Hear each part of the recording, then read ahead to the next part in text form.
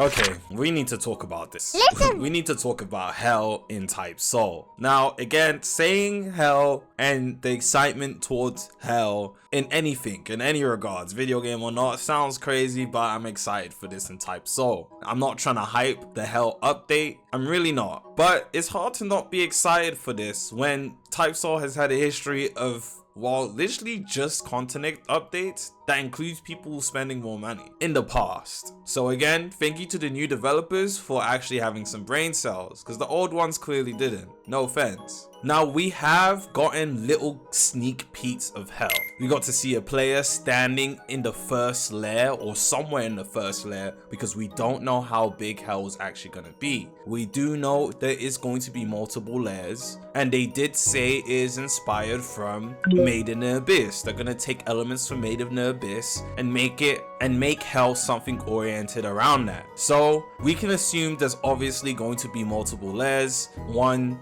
through 7, maybe even an 8th layer. And I'm going to assume we're going to be descending through these layers as they come out. Obviously, I don't think layer 2 will come out along with layer 1, but we can assume that we're going to need to be descending through the layers. Hopefully they do it properly and not the way Deep Walking did and end up fumbling the bag. It would be nice if there was actually ways in layer 1 that hint how we're going to be proceeding downwards into layer 2 and onwards. And obviously the lower into the layers we get, the more dangerous it gets. And again, if they are really taking inspiration from Made in the Abyss, the deeper into the layers you go, the lower you go, the harder it should be to get out. So if I'm all the way in layer 5, the rewards need to be top tier first of all. And as I'm proceeding from layer 5 back to layer 4, 3, 2 and 1, it needs to be hard. Hell should not be easy, and we should not be spoon feeding the community from layers 2 and onwards. Yes, layer 1 is honestly should be decent. It should be hard to a certain degree, but not too crazy, because it is only the first level of hell. And then obviously once we get a glimpse of how hell is going to be, it can start progressively getting harder as the new layers come out. That would be super awesome. Now, recently on the 29th of April, Cetro posted a cool little sneak. And this sneak kind of gave me Rogue Lineage K vibes. Now, if you don't know what K is, back during Rogue Lineage Glory Days, Update Ultimate brought around the second world that people from Gaia, which is the main world you spawn into when you start playing Rogue Lineage, can progress to once they have the accounts or slots as a Ultra. You can, once you're Ultra, you are able to proceed into K.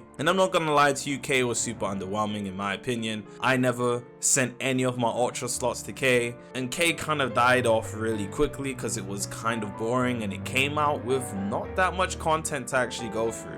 But from what Cetro posted, this looks to be some sort of portal to enter inside of hell, which looks pretty interesting. Now, I'm assuming we're going to need to offer up something. I had this discussion with some community members, and a lot of them are saying maybe you need to pay or offer up a true hog every single time you want to go through into hell, open the portal to actually go, which again would be kind of interesting. Needing a true hog in order to enter, or sacrificing a true hog in order to enter. Maybe there's a unique item you need in order to even access the room, etc. It would be cool if there was like a quest system in order to actually get into the area that we have to discover for ourselves. And once we discover the location and how to access the area you see in the picture, which we could just call the portal or the entrance to hell, we then need to sacrifice or offer up some sort of item that's going to be implemented into the game when hell is finally ready,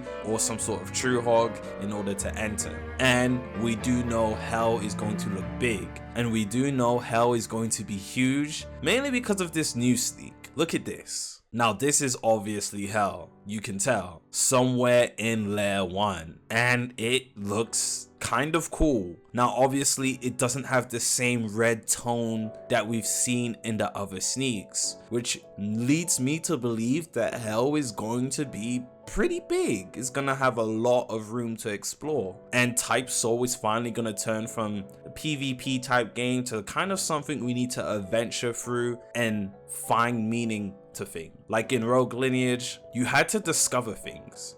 People discovered Castle Black, people discovered Castle Rock, people discovered the areas that you had to go in the tundra, etc. We're gonna need to explore here, and that's kind of exciting. There hasn't been an instance in any game where we kind of needed to explore to figure out things apart from Deep Woken. So the mysteriousness of how hell is going to actually operate is interesting. I would honestly like it if the developers kind of gatekeep important information on how hell is going to work and made it so that the players genuinely need to find out. And I don't mean devs gatekeeping as in only the CCs. No, I mean like the devs just, they're like, hey, we're gonna leave you guys to figure this out. Drop hell and the community figures out how to do things by themselves, and then whatever follows after that.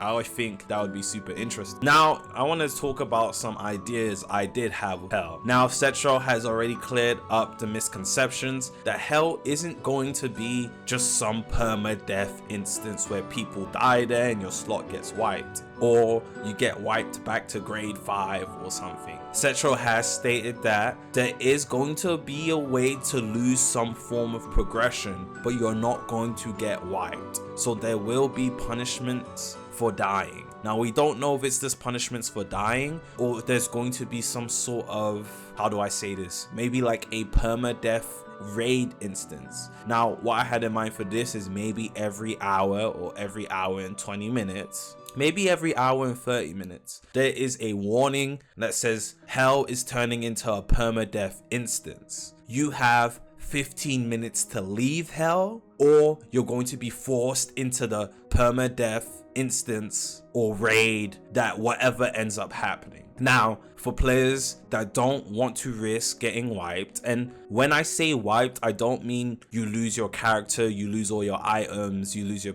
I mean, maybe when you die in a permadeath instance, you lose a couple of grades and you need to grind it back up. You lose all of your money. Maybe if you die in this instance, you lose a couple of grades, so you won't be elite grade anymore. Or maybe you lose your Bankai or full res and you need to do your full res mission again. Maybe you lose your true variant, so if you die inside a permadeath instance, you lose your true Vasto, your true Visored, or your true Let's, and you need to go find true hogs again, which would make true hogs raise in value once again, because it's like, hey man, I'm going to hell, I have a chance of losing my true variant, I need to stack up on true hogs, punish the player, set them back without wiping the hard-earned progress. I think losing your true variant is fair. Maybe you just lose your Vasto or your Visored in general. So instead of losing your true, you just lose the whole thing. So you need to get your 10 Hogoku fragments all over again, and you need to get your true hog frag all over again.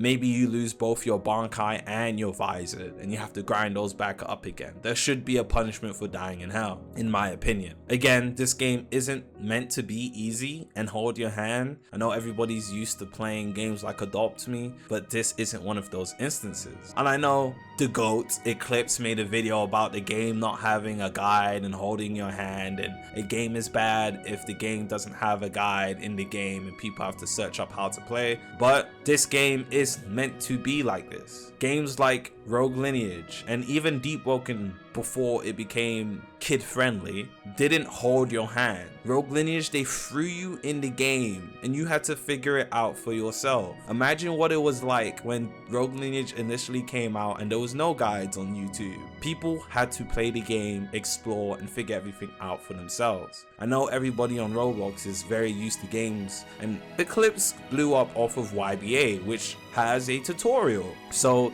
he's used to playing games that give you tutorials. But Type Soul's initially not meant to be a hand-holding game, and that's just what it is. But yes, going back to the permadeath instances, once a permadeath instances actually start, there could be a variety of different game modes, raids, or just world events that happen. As long as it's not conquest, I do not mind. Maybe there's a chance of it being something faction related. Maybe it's a chance of being something like AI mob related, like hell demons are set loose and you need to defend yourself for a certain amount of time. And then if you survive this, you get rewards. Maybe it's a thing where all the players in the server get together to defeat some sort of demon king in this area, etc. Again, maybe it's an instance where the different factions in that server need to kill each other, like straight extermination. Something brutal like that would probably have 5 times or 2 times reward, knowing if you die inside a permadeath instance, you lose your true, you lose your vasto, you lose your visor, you lose your lets, and you may have a chance of losing your bankai, res, or vault standing. So if you survive an outcome like that, maybe it gives 2 or 5 times rewards, etc. Again, mixing it up every single time an instance starts, maybe between 5 to 10 different game modes. I don't know if the devs are gonna be able to think of 5 to 10 different game modes, but it would be nice if it wasn't the same thing every time, especially not conquest. Stop it with the conquest, bro.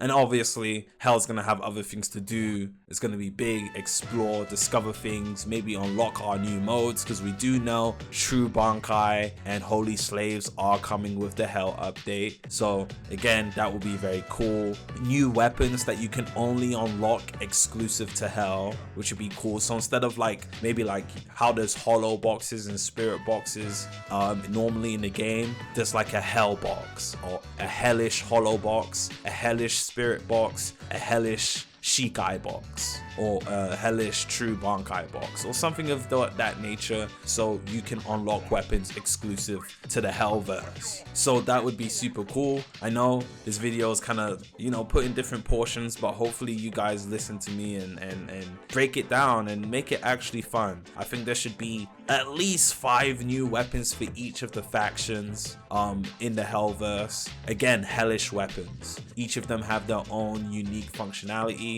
That way you give players that risk their life going to hell a actual incentive to keep going back to hell to try to get these new unique weapons.